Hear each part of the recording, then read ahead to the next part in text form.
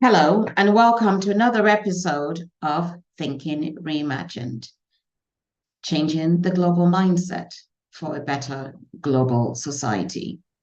This week, we've been observing the Global Entrepreneurship Week, and throughout the country, globally, people have been having discussions in their meeting places, workplaces related to entrepreneurship, from issues of financing to women entrepreneurs to technology, and of course, how to avoid the pitfalls of entrepreneurship. On today's podcast, we're going to focus on the topic of resilient entrepreneurship, adapting to the changing global landscape. And we're going to be joined by entrepreneurs from around the globe, from Kenya to Nigeria to the United Kingdom and Brazil. Our format, as always, is a discussion. It is interactive and insightful. And so we wish to thank in advance our guest, as well as those who are joining us online. And as always, I am joined by my co-producer, Peter Armand Boyo, and Nifemi Oguntoye, my co-host. Nifemi, it's been a very interesting week. How are you? I'm terrific, Dr. Ama. Good to see you again. Welcome, everyone, to our special broadcast. Of course, it's a broadcast, a podcast as well. Happy Global Entrepreneurship Week, everyone. And we're back creating solutions for worldwide economic growth. And just like Dr. Ama said, we have a rich panel that will help us better understand these topics and also help you with your business as well as your engagement. By the way, did you know that entrepreneurs were first defined as risk takers in the late 17th century by an Irish-French economist who goes by the name Richard Cantillon? And they say with the advent of business analytics methods these days, entrepreneurs do not any longer have to hope to make profit. They easily can forecast the probability of their businesses being successful by leveraging on data. And that's perhaps one of the things we'll also be looking at in the course of the podcast today. Let me introduce our guests to you. Quite a number of them I expect will be joining us in the course of this conversation, but I can see Noreen already. Noreen Boros-Casero is an international trade, strategic marketing, and communication specialist with an international private enterprise and entrepreneurial background. She's also the principal consultant of a UK-based international advisory firm that she set up in 2007 called Market Accents.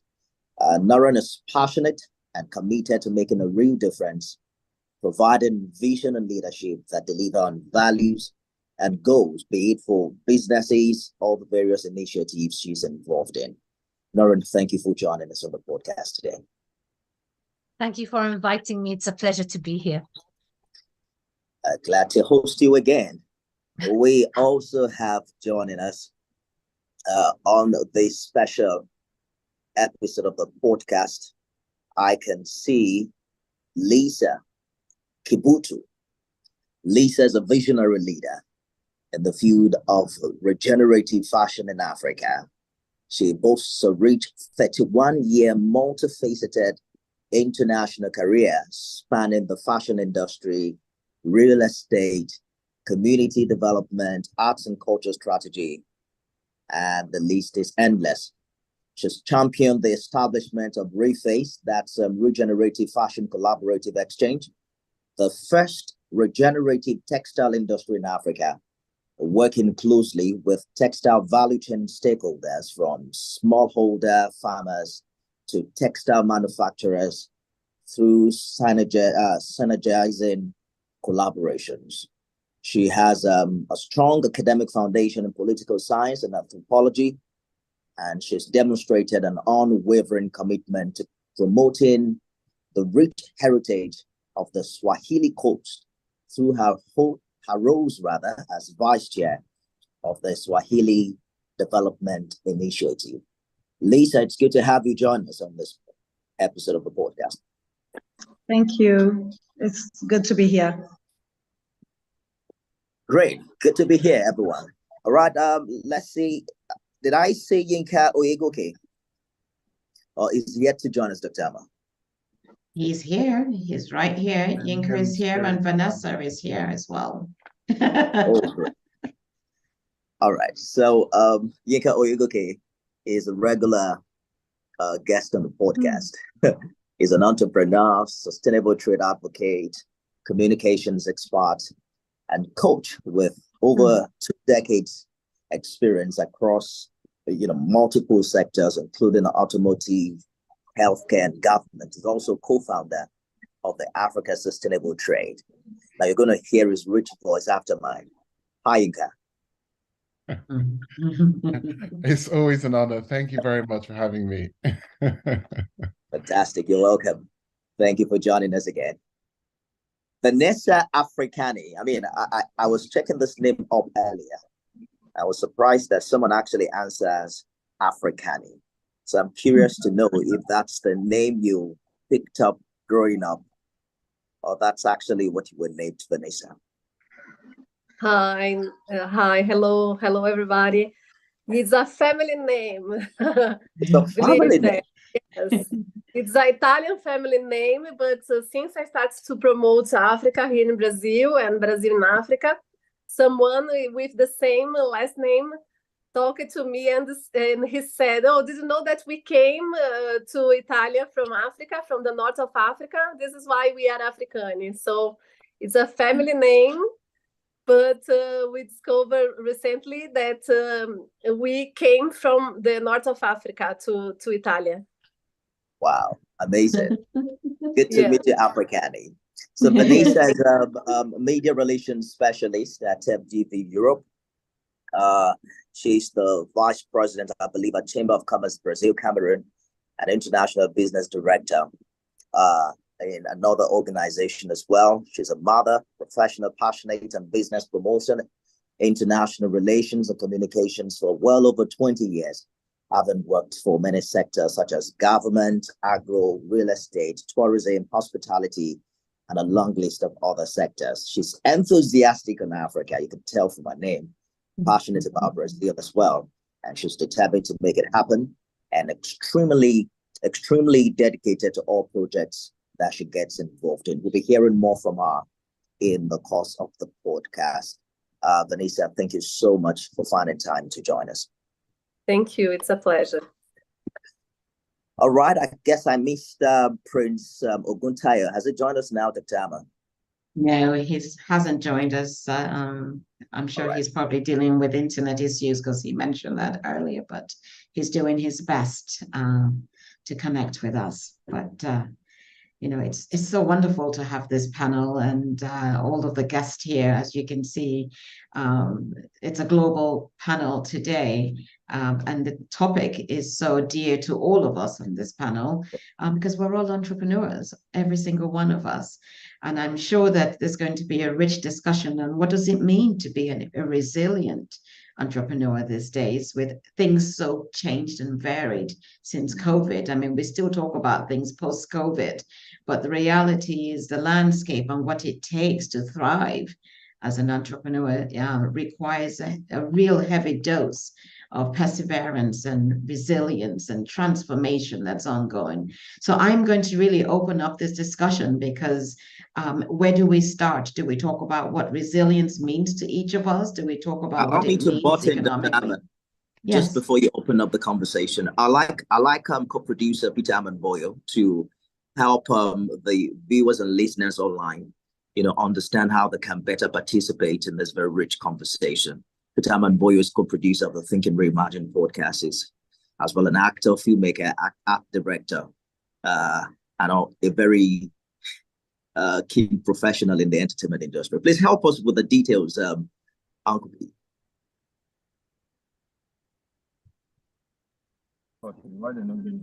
Hello, welcome everyone. I'm under the weather, so I'll hand it over to Dr. Awa, please. Oh, sorry about that. All right. So if you're watching this online on LinkedIn, we're live on LinkedIn, I believe, and also perhaps on other social media platforms. You can participate in this conversation by dropping your comments as contribution, as well as questions that you would like the panelists to participate in. It's back to you, Dr. Amma. Well, thank you very much. And once again, thank you everyone for joining us, whether you're online or here on Zoom with our guest.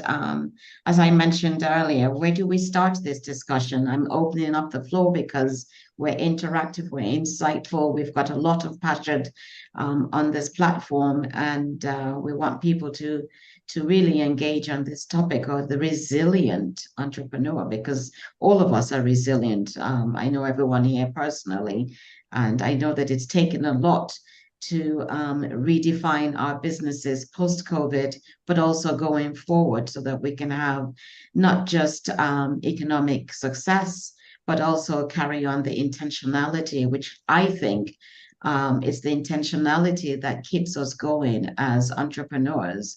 And then the goals sort of follow. What are your thoughts?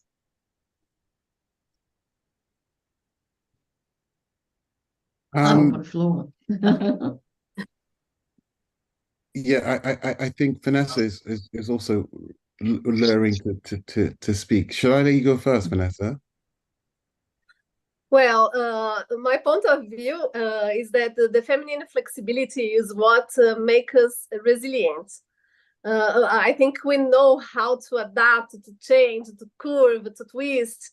This is our power, and the adaptability also. I think the woman has this abilities, right?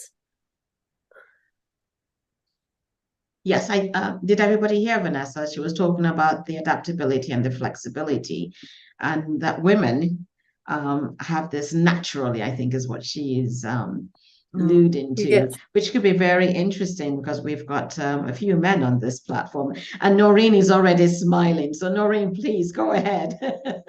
Yes, it's funny. Vanessa, I hear you with what you're saying, but I want to context this a bit. You know, having been an entrepreneur and started off as an entrepreneur way back in 2007, just before the crash, I think we have been through so much change, and nobody really knows what's around the corner. I almost feel like I'm living at the start of the industrial age, but in a digital stage. And everything that you think you know, you don't. And the resilience comes from the ability to be able to use a very hackneyed word, pivot, to know your strengths and actually use your strengths to be able to develop the next stage in whatever you're doing.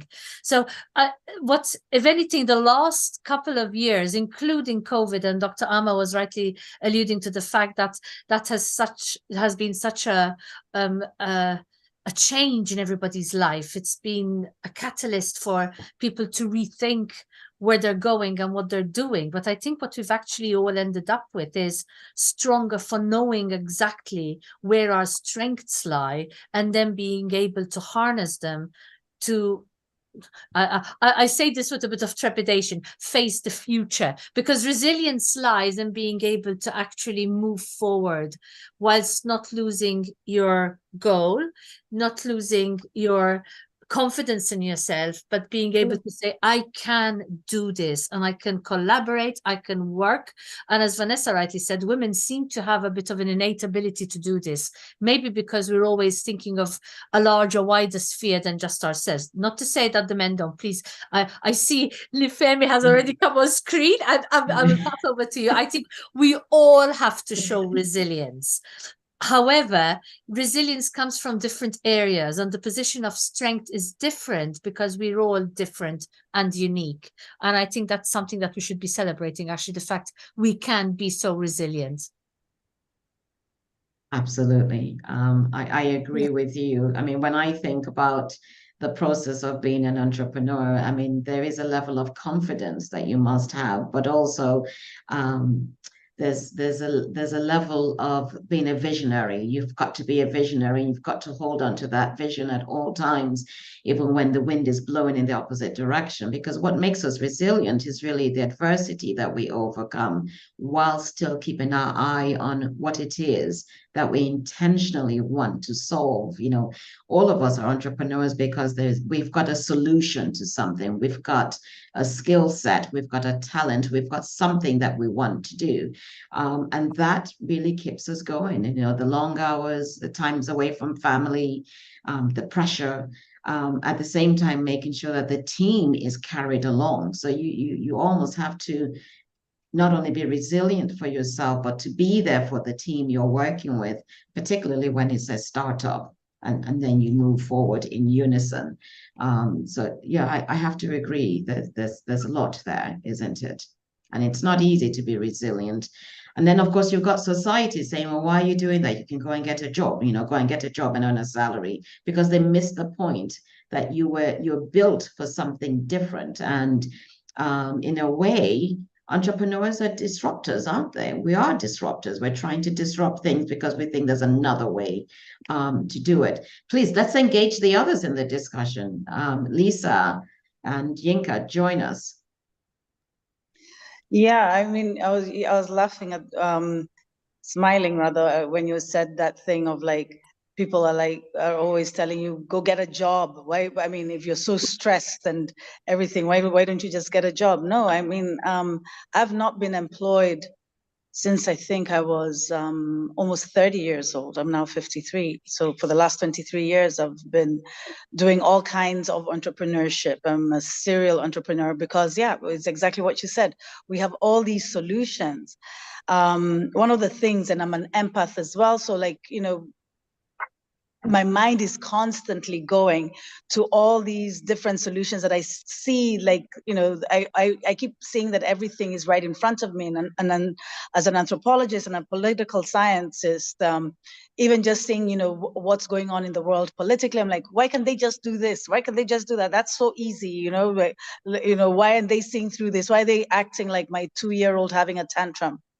And so sometimes I think, going back to what was it Noreen or had just mentioned about women, I think, yes, and I see so many things sometimes in the news saying maybe it's time for women to take over, because we do see through some of these things, because I feel sometimes you're raising the entire universe in your house. I have 5 kids, so I really do feel that a lot of the time. And yeah, solutions are always at the top of my mind, and it's just always flowing in any field that I've been put in. And you can see all of us have really multifaceted experiences in our careers. I mean, my career spans over 30 years, so of course I've gotten into many different things, but there's always a solution in those spaces. And I guess that's where the resilience comes in, and the passion and the grit, the stay-to-itiveness, I would say. Yeah. That's beautiful. That's beautiful. It really speaks. I have five children, so it's good. It's good to be in good company. And it is part of the entrepreneur journey. I think for me that when I think about it, yes, women do have a natural disposition for doing multiple things, right? And I take that to amplify not just resilience, but also why diversity and inclusion is so important. I very much am where we are to where we want to be, as opposed to where we've been. All right. So if there are 3 pillars, you've got past, present, and future.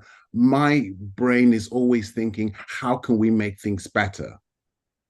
And to do that, it's either a change or transformation.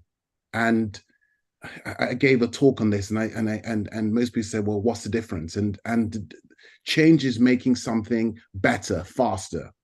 Transformation is a caterpillar to a butterfly, a car to an aeroplane.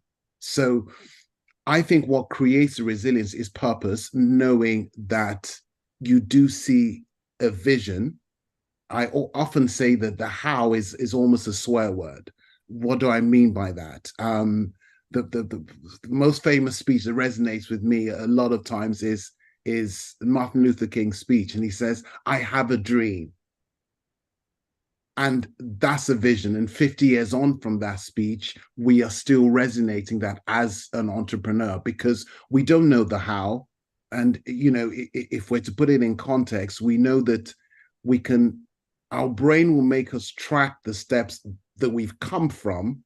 But the reality is we can't track the steps that we're moving to. So I have a dream of a better world, of an inclusive world, of a role of a world that everybody plays a part, because everybody is intrinsically part of that wonderful tapestry.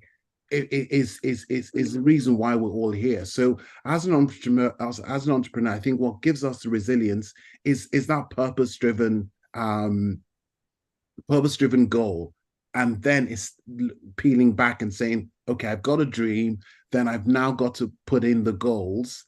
But who could have predicted COVID? So the reality is we have no idea what tomorrow is going to look like. And being resilient and being flexible is what gives us the ability to keep plowing on, because ultimately it's the mind. You know, there's a wonderful thing that I talk about, the famous failures, and Michael Jordan was cut from his team.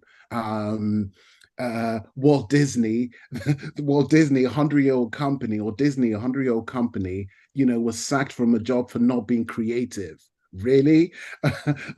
Beethoven, I read recently, was deaf, right? So as an entrepreneur, that resilience, it's regardless of your environment, you're still able to push through. If Beethoven was deaf and still composed some of the best symphonies, or Walt Disney was fired for not being creative, and in every aspect of life, Walt Disney still exists as a 100-year-old company in different aspects. I think that's what drives us. And I think that, last of all, let me just say, because I'm, as you can see, I'm buzzing, but I want to give everyone else an opportunity. Last but not least, I think that, you know, they say that necessity is the mother of all inventions. I think that the crisis we're going through is going to spring more entrepreneurs, but purpose-driven entrepreneurs, because the reality is to serve is the way we're going to change the world. And the more things that we need to solve problems with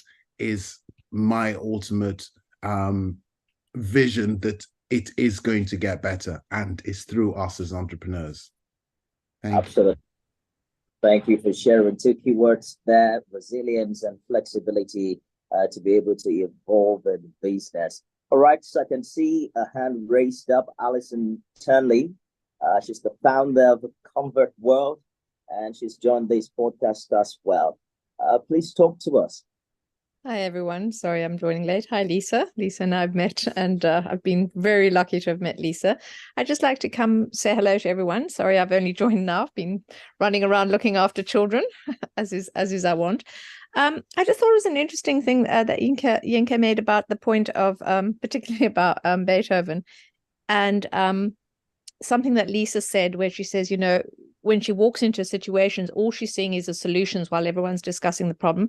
I think that one of the things that has been a part of my journey that I've noticed, and I believe Lisa and I are on the same board with this, is that often the conversations in your head, like Beethoven heard his 5th symphony in his head while he was deaf, often the conversations and the solutions that you have in your head, the immediate end point, for me, what has often been, which often takes a lot of my resilience, is actually trying to communicate that into a world.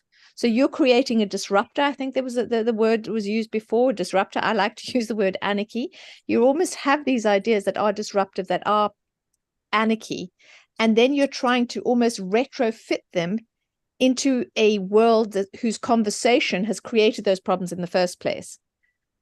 And in my journey, since I first thought of Convert, you know, in 2015, in my journey has often been that I've found that what depletes a lot of my energy, that takes a lot of my resilience, is recognizing that the conversation I'm having, the music I'm hearing in my head is not being heard or understood in the world that I'm trying to fit it.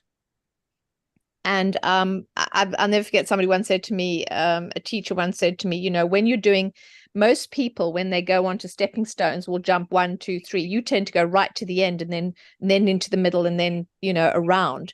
And I find that for me as an entrepreneur and as somebody who's absolutely passionate around trying to provide a solution I believe I can hear in my head, and that, as Lisa says, seems so simple to me to apply to change the world.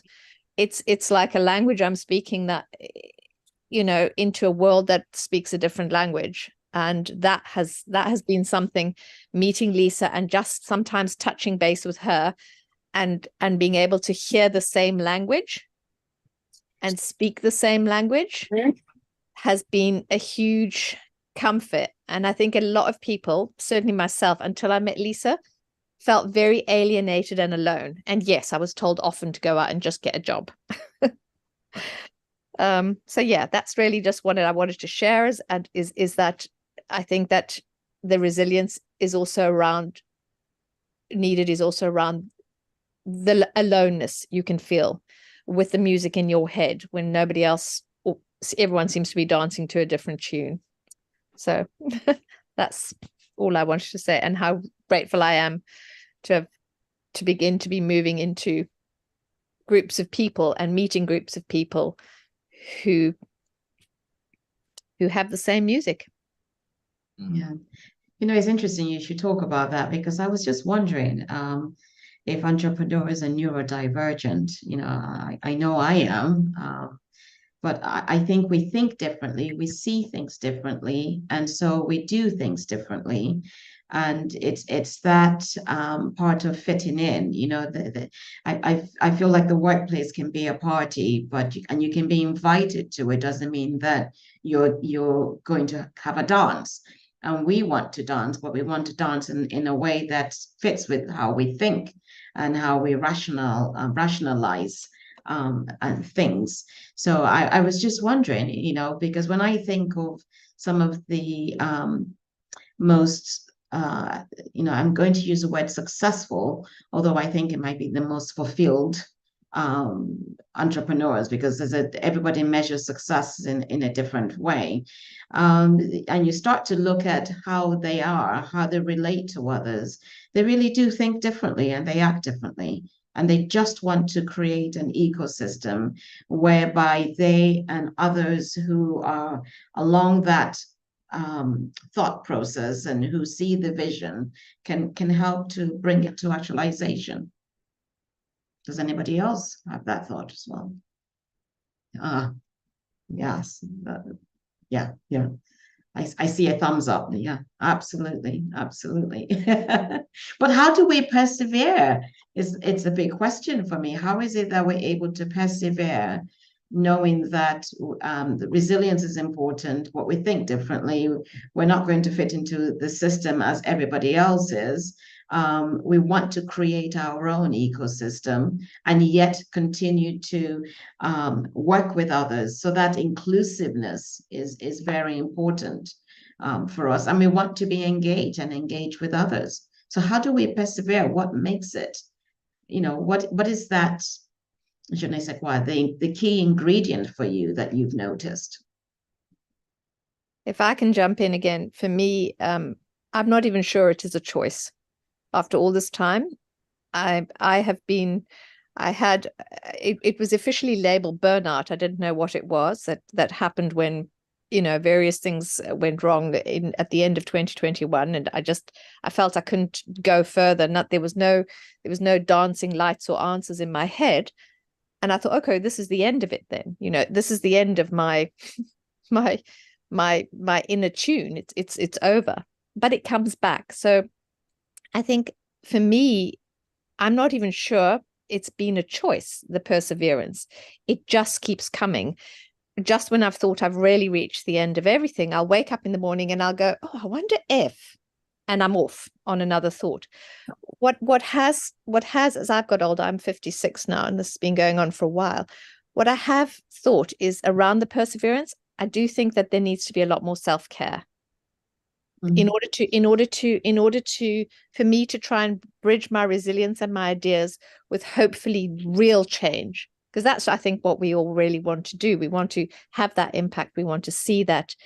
We want to be able to see that those cogs shift in the world that can create, I'm guessing, for all of us, what we see and perceive as a more equitable world, a more just world in whatever our tune takes us. But what I've realized is that I actually am not going to achieve that if I don't take the time to care for myself. And it struck me, having spoken to a lot of people now more recently, including Lisa, is that I do think one of the things about somebody who is driven, who is an entrepreneur, who sees the world differently, I do wonder that really perhaps the secret ingredient that we should all be told right at the beginning is self-care. Take the time out to be mindful. Take the time out to meditate. Take the time out just to be okay with where you are. I mean, it sounds all a bit pat. But as I'm trying to do it, so I'm finding myself more effective in whatever I am trying to do. So for me, I don't think there's a choice. It's going to carry on, whether I like it or not. Sometimes I look at people who are going off to work at 9 o'clock in the morning here in Surrey, and I think there's a certain amount of envy that that is their world, and it looks great, and they're all going to go on holiday at some stage, and they're going to get paid for that holiday. And I'm like, oh my gosh, and very much like Lisa, I've been a freelance in all sorts of industries, and have only at 56, I can't remember the last time. A very 56 years, but self-care, self-love will help for me, I think. Yeah, and it's funny, Alison, I'm hearing you speak, and I alluded to the fact that we actually need to know each other and know our strengths, and which for me is a form of knowing thyself, being authentic to oneself, and being able to take that strength forward. I think an interesting fact, and I do come from a large corporate background before I walked off and became an entrepreneur over 20 years ago. When we sort of are asked, what characteristics would you describe yourself? A lot of us, and me included, would say, I'm a self-starter. So you put me in any situation, I will take stock, look at what there is, pick up and go. And that, I think, probably describes everybody on this call and everybody who is an entrepreneur, because that is why they are entrepreneurs. They have looked around and decided, I need to do this, get up and go. And along that journey, because it is a journey, there is that self-discovery that needs to be done. There is that embracing the authentication that needs to be done, the self-love you've talked about, because that is what gives us the strength. I meet people and they all tell me, you're so passionate, you're so inspiring. And I look at them like, yeah, this is me. This is the way I am. Maybe I'm a handful when I look at myself in the mirror and it comes back at me. But we are passionate, and I'm seeing other people smile. I know we're all the same because we start talking and we're all jumping off each other and bouncing ideas. But that is what's making us tick. This is where we find that inner inspiration to say, I feel like I'm with kindred spirits. You're stoking my enthusiasm and I'm stoking yours, and I'm being able to move on. So it is a form of embracing who you are, where your thoughts are coming from, your strengths. And yes, self-care is very important. If you don't have the energy to do it, I mean, sometimes I know at the end of the day, I look back and I think like, oh, I wish I had 60 hours in a day instead of 24, because I still haven't done. And I do catch myself saying this quite a lot. You go to sleep with a tick list of what still hasn't been done, waiting for the next day. And there were times early on in my entrepreneurship journey when I would lie awake, panic, work myself into a sweat, not sleep. So the next day I'm absolutely exhausted and still not have ticked off the things on my list. Now I'm a bit calmer and say, okay, this is what I'm doing for today. That's my priority. The list is long. I'll get through it in my time. And I have learned to actually take on what I can take on rather than just go barging forward into it, trying to do everything in a very short period. And that comes back into knowing your strengths, doing the plan, and letting the resilience help me through. Because if I do too much, I'm going to burn out and I will do nothing. And I think that's another really important thing. So it's the self-care, it's the ability to know oneself, be authentic to each other, and actually, as Dr. Ama said before, collaborate, because we gain strength from the collaborations we do. Sorry, I'm hogging the airtime. I'll be quiet now. Not at all. Not at all. Fantastic contribution. There's so much energy in the room. Hearing entrepreneurs who've done this for decades, share their story of resilience and flexibility. Meklit and Angie have joined us. We'd like to hear from you as well. But just before you speak, get ready to say something. Lisa, your name has been mentioned 1,000 times in this conversation. Very quickly, what has been your secret as well, evolving over the years? For me, I'd say it's mainly believing in my solutions, and it's kind of like just going for that, and kind of what is it, blocking the white noise, and I think that's what it's been. I mean, truly believing in my solutions, and wondering why and nobody else is in that space. So when I meet people like Alison or I hear Noreen speak, you're like, oh my God, like, yeah, like what you're saying, you're not navigating this alone in the world, and that there are people who actually see it the way that you do. But it's weird sometimes that, yeah, they're not necessarily in the spaces that you're in, but maybe that's why you're in those spaces, to be able to give those solutions. And even like when I'm working within the Swahili community, or I'm doing this regenerative fashion, discovering fiber that has never been done, or at least was done in my case 1,500 years ago, until when the Portuguese came and burnt down our factories in 1500. These things were going on in my backyard. And so I'm like, but why didn't anybody else pick it up? I mean, am I wrong for like seeing that the answers are all here and nobody else is seeing it? So yeah, so there's that self-love has to come in, where you have to believe in yourself more than anybody else, because there's nobody else most of the time in your particular space. And I don't think there's supposed to be anybody else, because you have to be the solution there, somebody else has to be whatever. But I think all of us, wherever in those little microcosms we're in, we need to do the collaboration and find each other to be able to keep going. Indeed, we must find each other, keep going. Meklit, are you there? Yeah, hello everyone. Yeah, Lisa, thank you very much for being invited by Lisa. I say my entrepreneurial journey is a bit shorter when I compare to most of you, but I've been relating too much to everything that's been saying. I'm nodding my head. Let me probably turn my camera on so that you could do justice to the face. I'm about to pick up my kids. I'm a mother of 3 as well, and juggle between work and so on. Can you see me now? No, we can't see you. Right. Oh, there you are. Hello. Hey, thanks, Lisa, for inviting me here. I do relate to most of the things that have been said. Neurodivergence. I work with a professor in adult learning, and she said, "You are definitely neurodivergent." So I find myself in whatever you're saying right now. I'm learning to love myself as well. This is a new thing that I'm discovering. Throughout, I've been part of big projects, and I always think, why am I the only one? Why am I the only one thinking this way? Why aren't things taught differently? Why are people not looking at impact and community and love? And what I find within the business community that I'm dealing with is that there's no love towards the kind of space or how would I say, business they do. It's very much finance oriented, and the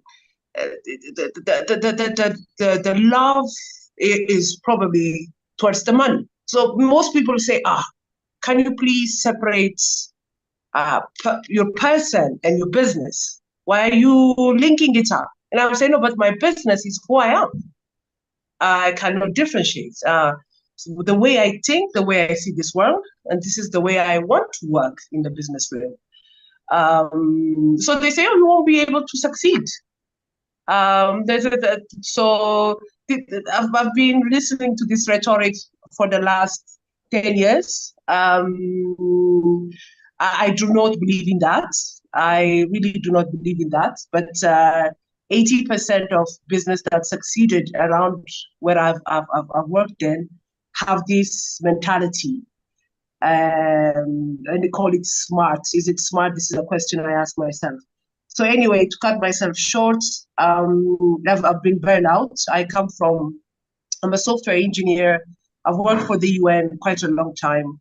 And the reason why I came out from the UN while I could have earned better is because I do not believe in the institution, and you'll be shocked to hear that, in the institution in bringing the real change a community or the continent, my continent, Africa, which would need.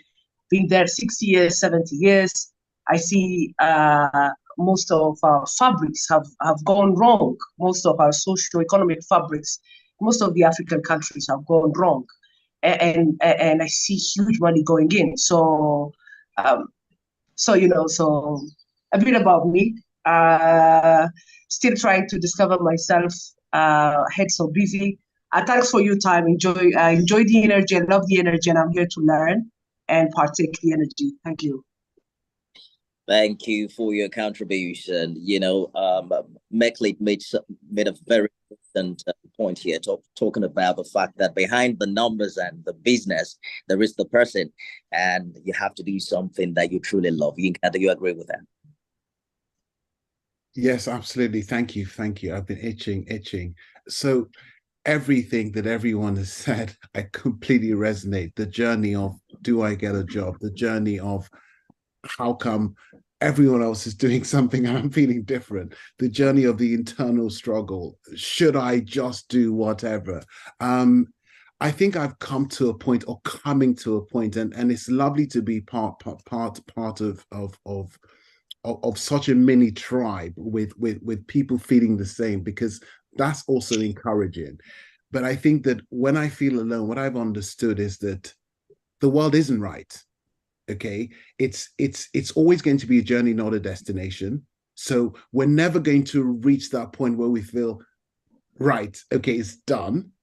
And what I mean by the world isn't right, as Meglit said, I go into supermarket and I talk to people, right? And I just think that we are so involved in ourselves as society, we're forgetting that beyond everything is an individual, is a person. The world isn't right, right? The world isn't right that we set up Africa's sustainable trade, right? Why? Because Africa as a continent probably has 50% of the world resources. In 2050, we'll have a majority of the young people who we are here to serve, right? And yet 86 to 87%, if not 90% of the population live under poverty. But yet we're flying to the moon, we're going to Mars. The world isn't right.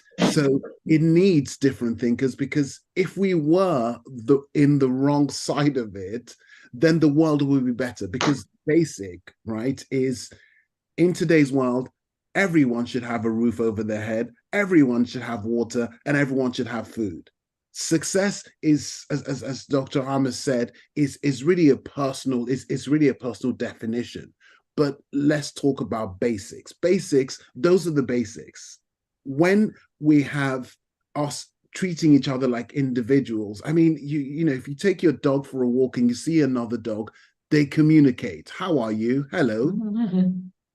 You know, the world isn't right when we have to fight for equity. The world isn't right when we marginalize communities. So it is going to take us as entrepreneurs to think differently. And if this is the word of if this is a word of motivation, right? That to hold with, every change, every revolution has actually been done by one person, whether it's a Luther King, whether it's a Mahatma Gandhi, whether it's Mother Teresa. It's typically been done with one person who has a strong belief, regardless. I mean, I think we're still fighting racism, we're still fighting sexism, we're fighting all of these things. And Martin Luther King had a speech 50 plus years ago. The world isn't right. So whenever you are told by your environment that you're doing something wrong, actually encourage yourself and say, I am actually doing it right. Because if the world was right, then we wouldn't find these solutions, or we wouldn't have these problems that need solutions.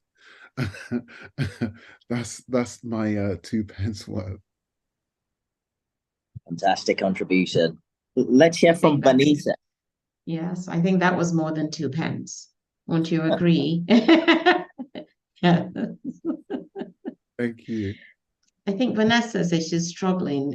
Vanessa, for those who don't know, is calling in from Brazil, and she's sent a message that she doesn't have any power, so she's on her phone, and her connectivity is not stable. But she is there, and hopefully she will speak. She will join us again in case she's just gone out for a moment. Vanessa, are you with us? Yes, I'm with you, but my connection is breaking, so I cannot hear you clearly. This is why I'm not talking too much. Well, please feel free to join us right now whilst the connection is clear, because we're speaking about the experience of being an entrepreneur, and what are the characteristics or the traits that you think are important or you have, Phil, that have helped you to continue to succeed as an entrepreneur. That's what we were discussing. Yes, I listen. Well, what I could say is that the entrepreneurship, the female entrepreneurship, what I could see, and I'm an entrepreneur also, and most of persons that were talking were women, is that involve the universe of women, right? And I think for us, there is no power off button, right? We cannot give up because we are mothers, we are friends, we are wives. So this is what I could see. We don't have time to give up, right? So this is something that is about our universe, right? And this is something that is really, really peculiar to us. Right. So what I hear here is we don't give up. I don't think any of us have given up, and if anything, we're even more motivated to move forward, because we believe in what we've taken on and what we believe that our contribution will be to humanity. One of the things that I've noticed very often in the last several years is this need to have empathy and compassion, which entrepreneurs very much embrace, and actually is becoming a trait that's being looked for in the business world with leaders. And I'm just curious, what are your thoughts about that? Because in the corporate world, and I've been in the corporate world for many decades before I decided, you know what, it's time for me to go off and just do what I really want to do. And I did not see that compassion and empathy. And as an entrepreneur, I embrace it. I think that when you bring people together, when you create a team, part of that diverse group and inclusivity is not just knowing yourself, but knowing the other person and having good communication. And we all communicate very well. So would you say that those are some of the things that you celebrate as a resilient entrepreneur? And I'm also curious to know how you measure your success. And again, for me, it's not about financial success, but that individual sense of fulfillment which I always go back to the word of intentionality. You know, when you understand your intentionality, then you can set the goals that are measurable for you, whether as a person or as the entrepreneur. I love that you brought that up, Dr. Amma, because I think that, and I think Narina also talked about, or Meglet, somebody talked about the difference between it's not business, it's business is personal, right? And I think we do, because our job is our person is our job. And when you link that with empathy, and I think that that's actually what makes us really good entrepreneurs, but also that's our Achilles heel at the same time. But when I talk, and to put this into context, when I talk about communication, I say communication on basic levels is send and receive. I'm sending, you're receiving at the moment, right? And the misconception is that when we're building a communication plan for a client, right, half the time they want to talk about all the things they do, and we do this and we do this and we must tell people, and I think that's great, but who are you talking to? Because ultimately it's who you're talking to. And as an empath, you're better communicator because you spend more time listening than speaking. And by doing that is only when you truly make the connection with somebody, right? I can speak all day long and you think, yeah, I know everything about Yinka, but how much do I know about you? And the connection is only going to be made by me understanding you. So I think that we will feel that pain more than most, but it almost is what's needed, because we've become too nonchalant about life. We've become too nonchalant about lives. Look at that. There's a war.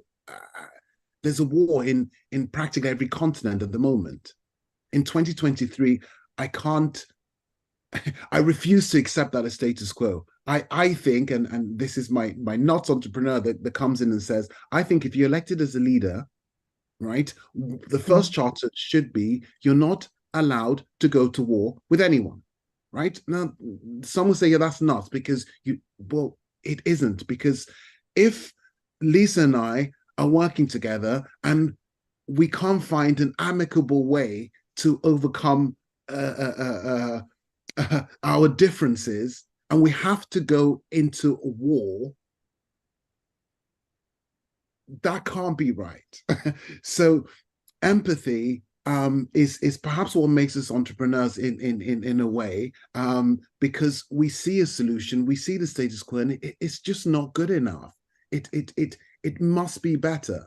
And one of the things that holds me really through is that I tend to take every day and say, what are the three things? How can I show up and be my best self today, regardless? Because I have no idea what's going to happen. I have no idea. I'm lucky to be in London, right? But my partner's in Nigeria, and I see the challenges. You have no idea if you're going to have internet, or you're going to have connection issues, or they're going to take. But I have, of course, we have different battles. I just have a set of twins, right? And every day is completely different. No idea what they're going to do, when they're going to do it, but also they give me that learning of life, because I'm learning to dance with patience, and I call patience is patience is that beautiful woman that I've just never got to engage with. I try it, and just when I think I've got the tango right, she says no.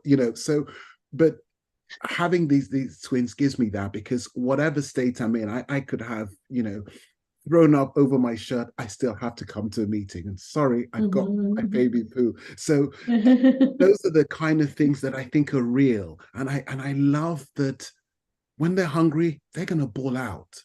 They're not thinking, oh my God, mom's tired and she hasn't, and dad's on a call or whatever. They're hungry, they need a change, they're gonna ball out. And I think that that's the natural sense that we as entrepreneurs are fighting for. We're fighting for us to be ourselves. Authenticity in communication is, if there's one word, I say it's being authentic, because whatever you're communicating, it's about it's about communicating your authentic self. Last but not least, I hate to hug this up and I want to absorb everyone. I grew up with a father who said, do they have two heads? Right? If I brought my school reports, which usually wasn't very good, he would say, but the person to go first, do they have two heads? And when I think of the driving force internally that drives my mind, anyone that's doing something that's making a difference in the world, I think, do they have two heads? And that's why I researched the Beethovens and all of the past successes, because when you look, actually peel back, they have been different. They have fought through adversities, they fought through challenges. And that's really my secret that gives me hope that, okay, you know what? It may seem like it's all going nuts around me and everyone disagrees. Inka, go and get a job. Honestly, I mean, really, trying to change the world, really, why do you think big? And I think, yeah, but all the greats didn't go to a 9 to 5 and change, and make change. There we go. There's my 4 pence worth. Yeah. It's about life and being authentic in all that we do. And if, as entrepreneurs, we are authentically living our lives. I like that. Thank you. Thank you for saying that. Oh, someone's got their hand up. Is that Alison? Please, Alison, please just speak. Yes. A convent training, what can I say? My German nuns taught me to put my hand up. It's an interesting thing. It's this authentic, and what I touched on about before about and coming back to what Yinka said about communication, and we do and I think somebody else mentioned about how passionate we are when we speak. We look at ourselves in the mirror sometimes and go, oh my God, shush, be quiet. I can hear it myself in my head. And something I've started doing, and coming back to your point, is also listening. I do think that is a lesson I've had to learn personally as an entrepreneur, because I get so caught up in my passion and my idea. And because I've been alone so much, the conversation is sort of like in my head. So if there's anybody, unfortunately for them, in my vicinity, I'll open, it'll come out of my head, out of my mouth, and it'll just flow. And recently I've also with the joy of meeting Lisa, I've started listening, and that's helped as well. And then more recently, my passion is around Africa, and around the I have this driving desire to create equity. I'm done, as we've all said, we all know the worth and the value of Africa. But one thing I've done recently is starting to listen again. Listen to the people I'm passionate about, both on my continent where I was born, and also I'm in England at the moment. I'm listening to the generation, Gen Z, who I'm sort of dedicating this drive to, because I think, the youth across the globe are inheriting a bit of a mess from the likes of my age group. And the listening is changing my world. So again, coming to that point about, when you are passionate about something, sometimes I'm learning. My lesson recently is starting with Lisa, where I started listening again, because there was somebody who was talking my language. It allowed me to calm down, and by calming down, I could then stop talking about my passion and start listening to why I'm passionate. So I was fed again by the very people that I'm passionate about making this change for. And that has been incredible. So I'm going up again, I think next weekend, to Durham University to their sustainable and fashion show.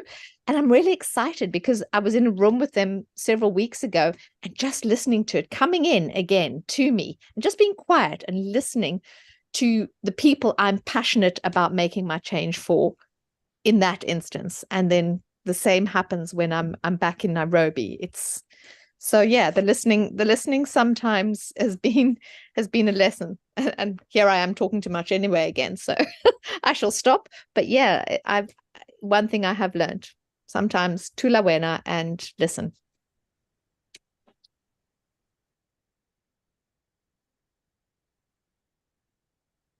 Beautiful. Am I still there? Powerful. Listening, amazing Very. in business.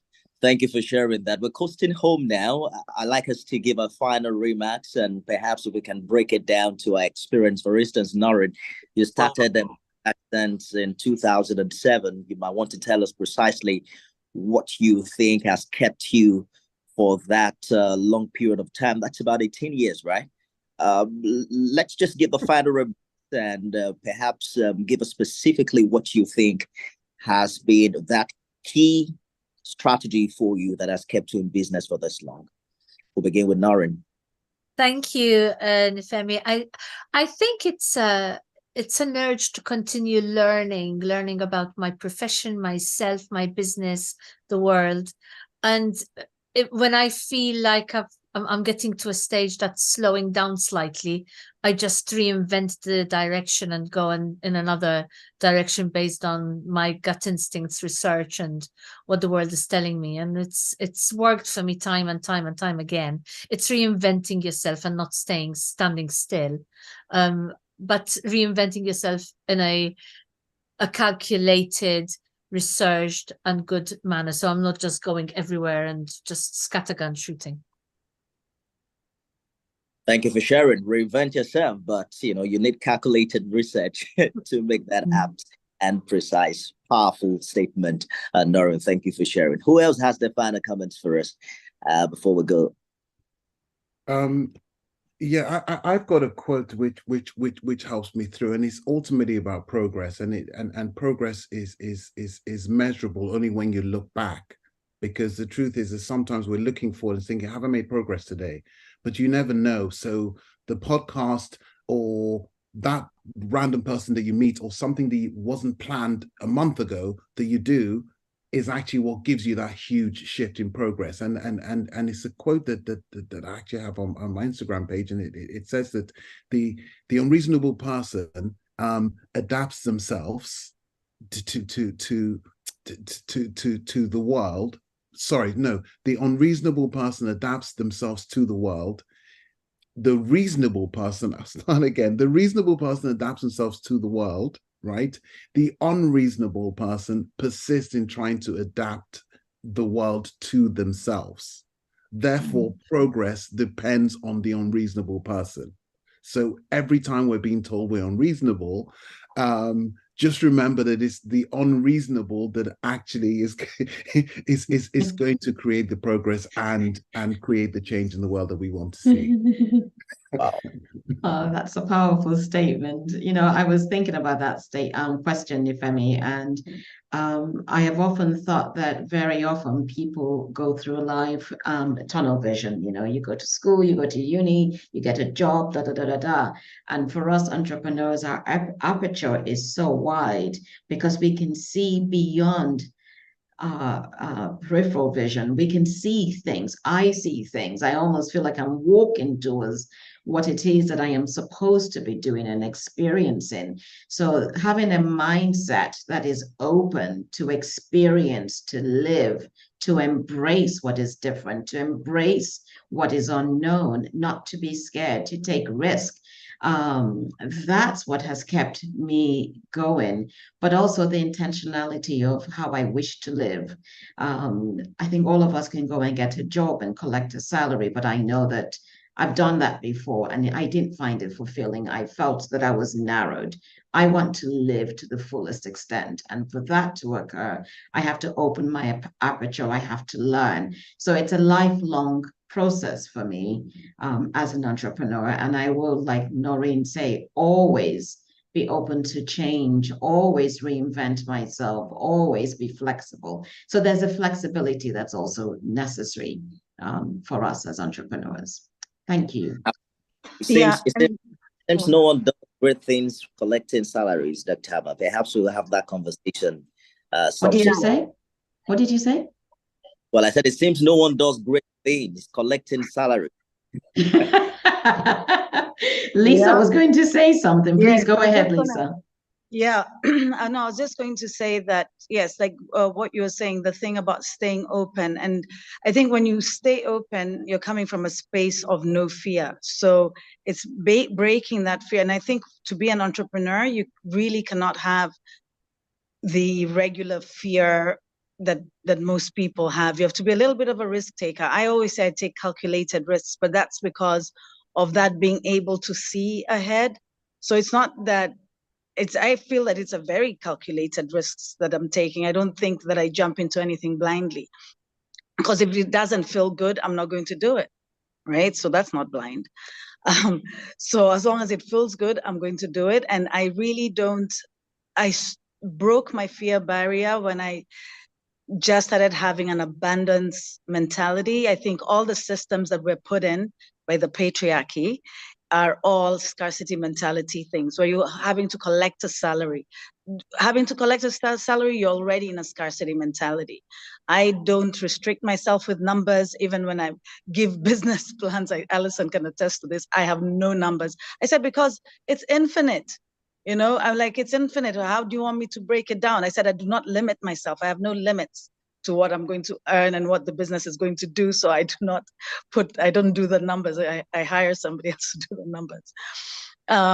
Because I come from this, the world is abundant. And that's why I fear there's no that's the other thing. I can't try business ones because I don't see competition.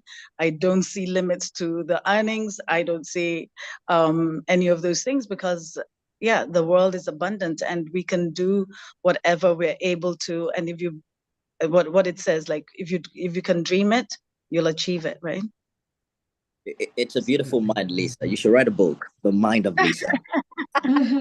Alison, please, do you have some final words, and Maclet as well? I'm just going to say my final word is around part of my self-help that I'm doing at the moment is getting back to trying to do a meditation every day. And I use Tara Brach, who does free meditations. And one yesterday when I did wake up, because sometimes, unlike Lisa, I do wake up with a lot of fear, like I don't have a house in January, I don't have this, and all these things sometimes hit me. And her message in her guided meditation was just yes. Don't worry, find it in your body, the fear, the worry, the concern, and just don't try and change it or challenge it. Just go, yes. So for me, that's my final word, is that is what I'm trying to do, again, to try and download that, is to recognize that in my life as an entrepreneur, there's going to be things that, when I do, especially when you sometimes bridge both worlds and you sort of got you've got one foot in rentals and kids and everything else, and the other foot in your mind, just say yes. So for me, that's it. It's just, I'm going to say yes. And teamed with that is what I call positive nihilism. Is that I'm just going to, I'll do what I can do. If it changes, it changes. If it doesn't, it doesn't. But I'm just going to say yes. And I'm going to be a positive nihilist. Oh, thank you. Maclet is still with us. Maclet, would you turn on your camera and just share with us your final thoughts? It's just that I'm in school with my son, so I had to take off. Apologies, but final word. I think for me, what keeps me going is my vision and the fact that I believe in the solutions and the ideas and the thinking. And I think as much as I love myself, I love people. I love people, and I just want them to enjoy similar opportunity, at least, or same lifestyle as I do, or even more. So those are things that keeps me going.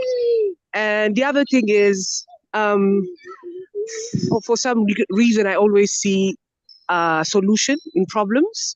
So I just say, if I cannot do it, who else is going to do it? So there is the constant reflection and mindset of, trying to solve situations and problems. So, yeah, this is it. Well, thank you for your contribution. Yeah, thank you, everyone. Thank you, Alison. Thank you, Lisa. Thank you, Noreen. Peter has also been around. Get well soon. Thank you, everyone. By the way, the next time you see Yinka Oyegoke, call him Bye-bye Beji. Bye-bye Beji is for father of twins. Congratulations. Dr. Ama, fantastic conversation. It has been a fantastic conversation as always. Thank you everyone for joining us. We look forward to having you again. I mean, continue to be resilient entrepreneurs because we are making a difference. Thank you so much and enjoy the day. Be well. Thank you very much. Bye everyone. Have a great weekend. Bye-bye. Yeah, thank you so much. Enjoy. Bye. Thank you.